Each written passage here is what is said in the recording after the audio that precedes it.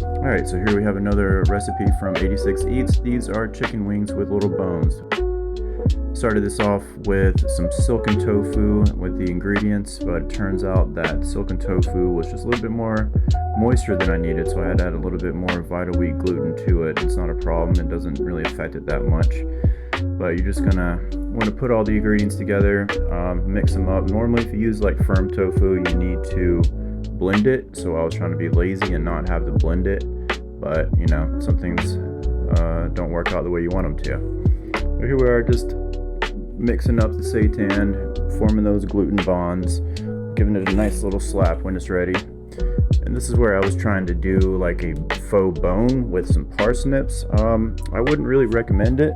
It's not needed. I was just feeling a little extra, so I thought I'd try it. But once you have the seitan all mixed up, you're just going to tear a little chunk of it off and, you know, kind of roll it up into a little ball. Take your little parsnip, your faux bone.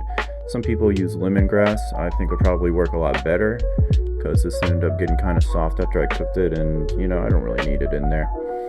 So then just, you know, lay them out, put them on your little baking pan, and make sure you cover that up really well with foil. Stick that thing in the oven at 350 for 25 minutes, and I did not flip them. Normally I flip them halfway. I think it's better to do that because if you don't, they'll get a little flat on the bottom. So next time I would just flip them halfway. But here you have it, opening it up. They look great. They're a little bit bigger than they normally will be because they expand when you cook.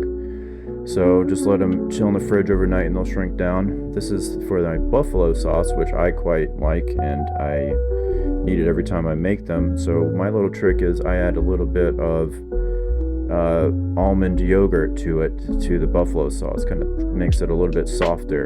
And this is for my vegan ranch, which is just mayonnaise, some more of the yogurt, the powder bros, I like to call it, onion powder, garlic powder, then just a little splash of white vinegar in there. I know you can't really see it, but it's not that much. And then, you know, of course you can't forget the fresh dill. Fresh dill is what makes the ranch, so you need to get a lot of fresh dill in there. Mix it up, and then just a little pinch of salt, and you're good to go. Now after you set in the fridge overnight, you want to pan fry them up, get them nice and crispy. You can just, you know, arrange them how you do in a pan. Sometimes I like to kind of put them on the side a little bit so that they get all crisp all over. Then once they're good and ready, you're just going to take them out and pour that beautiful buffalo sauce over them, mix them up. You know, nothing too crazy here, but I'm telling you, the smell was phenomenal at this point. Could barely contain myself. And then just a little drizzle of ranch on top, and looking good.